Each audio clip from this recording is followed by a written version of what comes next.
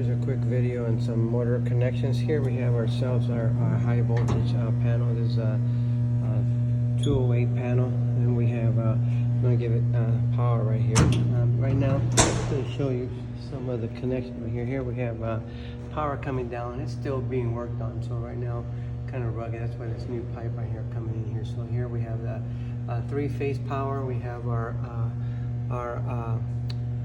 A phase, B phase, and C phase. The blue one right here is a C phase right there. So, and then I have my control power right here. So this one here corresponds to this neutral right here. So they all go in here. They're coming into this box right here. Then you have and I have a few of them right here. So they're all coming into this connection box. My three-phase power comes in here, A, B, C, and it hits my disconnect right here. So then I have my fuses that go in there. When now it's off, all this area is off. This area should be on. I have the breakers off, so right now I'm able to do this right now. But once this thing turns on, this whole area right now is activated, and power runs down in through here, comes down, comes all the way down, and it hits your contactor right here on the line side of the contactors, your A, B, and C phase, and there you have your A, B, and C phase right there going into your connections. Now this is connected low voltage. We have our connections right here, our low voltage connected. It says that see if you can focus a little bit better. 4, 5, and 6 are connected together. Those are so there I have 4, 5, and 6 connected here together. See, these are 4, 5, and 6 connected, and then we have 7 and 1 connected to line 1. So you have 7 and 1. You have 8 and 2 connected to the next one, and 3 and 9 connected to the next one right there. So those are your connections right there. If this was high voltage, you would connect your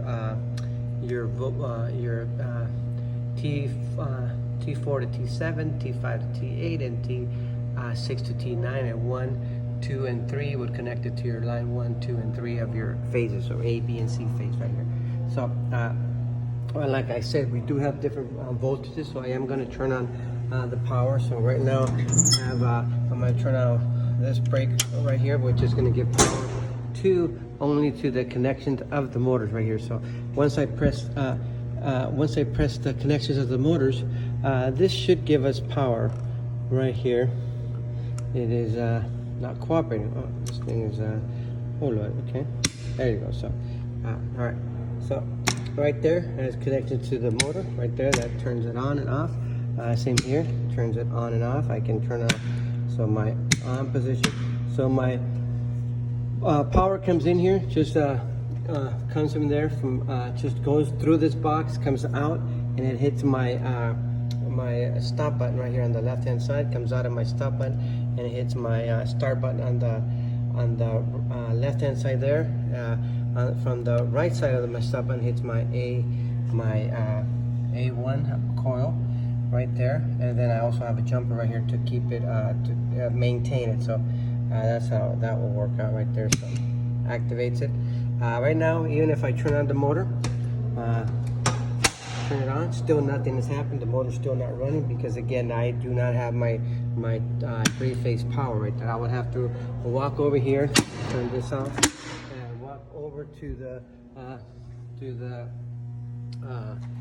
panel and give myself the three-phase power. So now I'm going to give myself the three-phase power. Cooperates. There you go. A little hard to do that one, but again. All right, so now again, I have my power going on. I'm going to go ahead and turn this on. Now I have my three-phase power. Now you're going to see now that I have my three-phase power. All I got to do is push my button, and my motor is now running. So I can stop it. Motor right now stopping.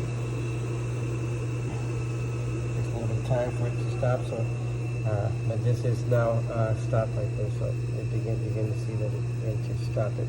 It's a lot of torque on that thing, so it takes a little bit of time for it to slow down. So you guys can actually see it. So now it is stopping, slowing down, and again, now you guys can actually see. It's kind of hard to see it. It's actually spinning on the video, so that's why I wanted to show it. So here we go. I'm going to turn it on one more time. I'm going to push my start button right here. Start button is going to activate my coil. would see my coil all of a sudden turns on, and now this lets power go in through there, and now the motor's activated, and now the motor's running properly right there. So again, two different, one is the control power, which is the power that's actually letting this turn on, so I can turn it off right here. And then the other one is my main power. Main power comes from here, from the disconnect. Again, if I turn it off, even if I put my main, my control power, nothing happens because now this is disconnected. So you do need the control power, and you need the controlled power. So controlled and controlled power. So the one that controls the main power, the 3-phase power, and the other one's a single-phase power right there, that's doing that right there. So just a quick show how we're doing some of these motor connections. It is you know, some very simple, but you know, that's how most motors work right there when we do a lot of this stuff. All right, so hopefully that gives you guys a little rundown on some of this. Again, it's very important when you guys do this that you got to be careful what you guys touch. Again, just make sure that we turn off all the power. I got to make sure that I turn off voltage once I'm done, so that everything is activated, everything's hurt, all the voltage is out, lock things out, and everything should be nice and safe. All right, talk to you later. Bye.